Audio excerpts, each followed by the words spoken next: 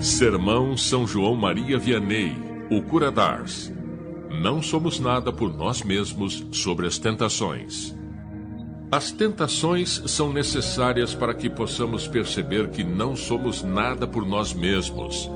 Santo Agostinho diz-nos que deveríamos agradecer a Deus tanto pelos pecados dos quais Ele nos preservou, como pelos pecados que Ele, por caridade, nos perdoou. Caso venhamos a cair nas ciladas do demônio, nós pensamos que somos capazes de nos levantarmos novamente, confiando muito mais nas nossas promessas e resoluções do que na força de Deus. E isto é uma grande verdade. Quando nós não temos nada do que nos envergonhar, quando todas as coisas estão correndo bem e de acordo com os nossos desejos, nós ousamos pensar que nada poderia nos derrubar. Nós esquecemos facilmente do nosso próprio nada e de nossa fraqueza interior. Chegamos mesmo a protestar que estamos prontos a morrer do que permitirmos sermos vencidos. Nós vemos o esplêndido exemplo de São Pedro, que disse ao Senhor que, ainda que todos se escandalizassem dele, ele não se escandalizaria. Coitado! Para mostrar-lhe como o homem entregue às suas próprias forças não é absolutamente nada, Deus fez uso não de reis, príncipes ou armas, mas sim da voz de uma simples empregada na noite da prisão de Jesus, que confrontou Pedro com um monte de interrogações. E nesse momento, Pedro protesta dizendo que nem sequer conhecia o Senhor, e fez de conta que nem sabia do que ela estava falando. Para assegurar aos presentes de um modo ainda mais veemente de que ele não conhecia Jesus, ele chegou mesmo a jurar: ó Senhor, o que não somos capazes de fazer quando nós estamos entregues a nós mesmos? Existem pessoas que fazem questão de dizer o quanto elas invejam os santos que fizeram grandes penitências. Eles chegam a acreditar que poderiam fazer o mesmo. Às vezes, quando lemos sobre a vida de alguns mártires, nós pensamos estarmos prontos para sofrer tudo que eles sofreram por amor a Deus. Chegamos ao ponto de pensar: é um momento de sofrimento muito curto para a recompensa que vamos receber no céu. Mas o que faz Deus para nos ensinar a nos conhecermos, ou melhor, para reconhecermos que não somos absolutamente nada? Eis o que ele faz. Ele permite que o demônio se aproxime um pouquinho mais de nós. E nesse momento, veja o que acontece com os cristãos que há apenas uns minutos atrás invejavam aquele eremita que vive retirado no deserto, alimentando-se somente de ervas e raízes, e que fez a firme resolução de submeter seu corpo a duras penitências. Coitado! Uma leve dor de cabeça, a simples espetada de um espinho, o faz-se condoer todo por si próprio, não importando o quão grande e forte ele possa aparentar. Ele se aborrece, reclama da dor. Há poucos momentos atrás estava disposto a fazer todas as penitências dos anacoretas, monges do deserto, e agora o menor contratempo o faz cair no desespero. Agora vejamos esse outro cristão que parece querer entregar toda a sua vida a Deus, que possui um ardor que tormento algum poderia apagar. Um pequeno escândalo, uma palavra de calúnia e até mesmo uma fria receptividade ou pequena injustiça cometida contra ele, uma gentileza retribuída com ingratidão, e imediatamente desperta nele todos os sentimentos de ódio, vingança e descontentamento, a ponto de, frequentemente, ele desejar nunca mais ver o seu próximo, ou pelo menos tratá-lo de um modo frio, de forma a demonstrar o quanto aquela pessoa o ofendeu. E quantas vezes isso se torna o seu primeiro pensamento ao acordar, assim como o pensamento que sempre o impede de dormir em paz. Coitado! Meus caros amigos, nós somos umas coisas pobres, e por isso deveríamos contar muito pouco com nossas próprias resoluções. Cuidado se você não sofre tentações. A quem o demônio mais persegue? Talvez você ache que as pessoas que são mais tentadas são indubitavelmente os beberrões, os provocadores de escândalos, as pessoas imodestas e sem vergonha que deitam e rolam na sujeira e na miséria do pecado mortal, que se enveredam por toda espécie de maus caminhos. Não, meu caro irmão, não são essas pessoas. Ao contrário, o demônio os deixa de lado, ou seja, ele se apoia nelas enquanto elas vivem, porque do contrário, ele não teria tanto tempo para fazer o mal.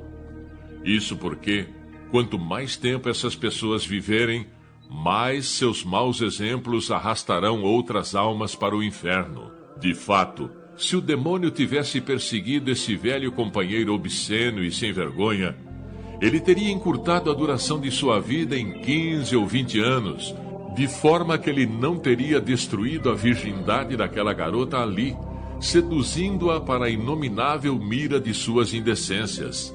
Ele não teria novamente seduzido aquela mulher casada e nem ensinado suas más lições àqueles rapazinhos, que talvez as continue a praticar até o final de suas vidas.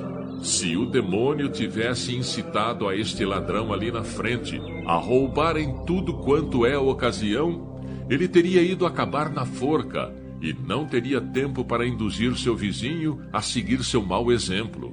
Se o demônio tivesse encorajado esse beberrão ali a se embebedar incessantemente com o vinho, ele já teria morrido há muito tempo atrás nas suas libertinagens e não teria tempo de fazer com que outros seguissem seu mesmo caminho. Se o demônio tivesse tirado a vida deste músico ali, ou daquele organizador de bailes, ou daquele dono de cabaré, em algum tipo de tumulto ou assalto, ou em qualquer outra ocasião, quantas almas não seriam poupadas da danação eterna?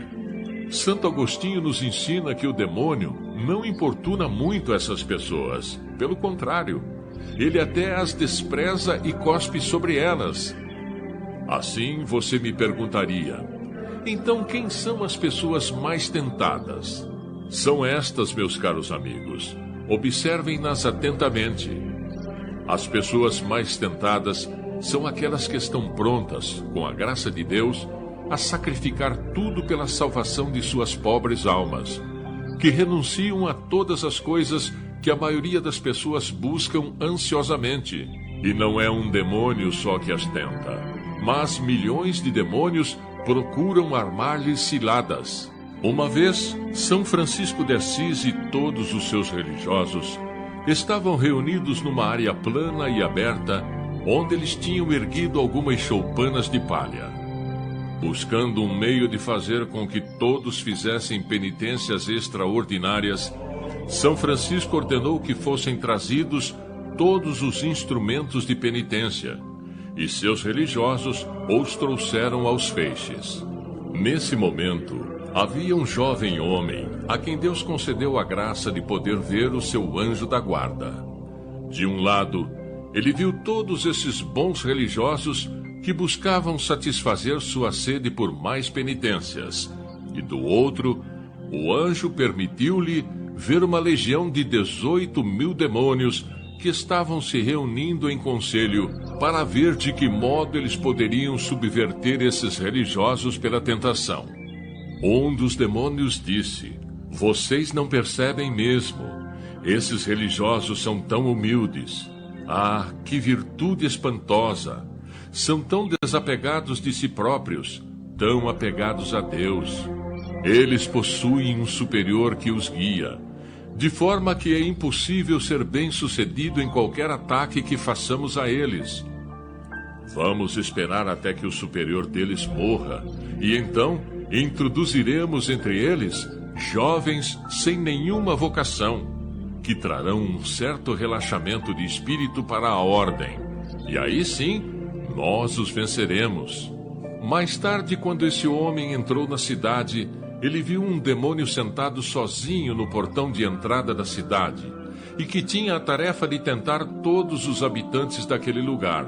Esse santo perguntou ao seu anjo da guarda por que motivo, para tentar apenas aquele grupo de religiosos, haviam tantos demônios, ao passo que para toda aquela cidade havia apenas um sentado à sua entrada. Seu bom anjo respondeu-lhe então que aquelas pessoas não precisavam de tentação, uma vez que já estavam entregues aos seus próprios pecados, ao passo que aqueles religiosos buscavam fazer tudo o que era bom, apesar de todas as ciladas que os demônios podiam armar para eles. Meus caros irmãos, a primeira tentação com a qual o demônio tenta qualquer um que começou a servir melhor a Deus chama-se respeito humano. Aquela pessoa acometida pelo respeito humano não ousará mais a ser vista em todo lugar. Passará a se esconder de todos aqueles com os quais ela andava misturada na busca de uma vida de prazeres. Se alguém lhe disser que ela está muito mudada, imediatamente ela ficará envergonhada. Aliás, o que as pessoas vão dizer dela é a sua contínua preocupação. Chega a um ponto de perder a coragem de fazer qualquer boa ação diante dos olhos alheios. Se o demônio não consegue fazê-la retroceder na caminhada espiritual através do respeito humano, ele infundirá nela um extraordinário medo, dizendo-lhe que suas confissões não servem para nada, que seu confessor não a entende, que seja lá o que ela fizer, será sempre em vão, que ela irá para a condenação eterna do mesmo modo, ou que ela obteria o mesmo resultado, a salvação, no final, deixando tudo correr solto, ao invés de continuar a lutar.